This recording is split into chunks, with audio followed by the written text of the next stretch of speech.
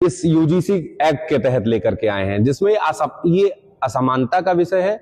बहुत सारे छात्र जिस चीज से डरे हुए हैं वो भारतीय जनता पार्टी को सुधार करना चाहिए और जाहिर सी बात है इस बिल को वापस करना चाहिए। देखा जा रहा है कि यूजीसी को लेकर तमाम विरोध हो रहा है।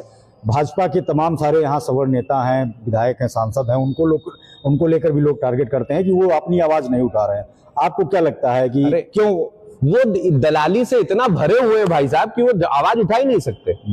एक एक विधायक ने इतने इतने पेट्रोल पंप और इतना घोटाला कर रखा है कि अगर वो आवाज उठाएंगे तो उनको वहां ऊपर से बहुत बढ़िया डंडा योगी जी, मोदी जी, अमित शाह जी तैयार करके रखे हुए हैं। उनकी हैसियत, उनकी औकात नहीं है कि वो इसके विरोध में बोल दें।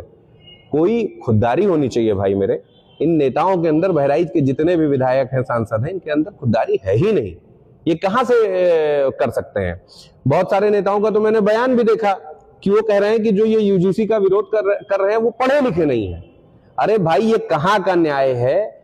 यूजीसी में हम कह रहे हैं, हम भी कहते हैं कि समानता का वो होना चाहिए।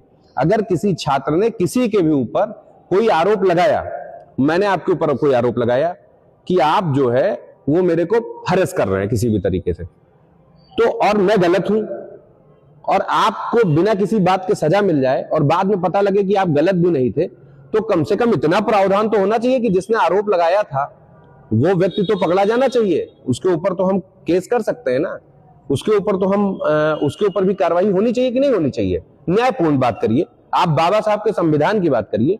ये तो असमानता ला रहा है, मुझे लगता है ये असमानता लेकर के आ रहा है, ये गलत है। और भारतीय जनता पार्टी के जो भी नेता, मैं अपने सभी भाइयों से कहना चाहता हूं, मैं सवर्णों से ही नहीं, पिछड़ों से भी कहना चाहता हूं, दलितों से भी कहना चाहता हूं कि भाइयों, अगर असमानता का माहौल है तो हम लोगों के साथ मिलकर रहिए।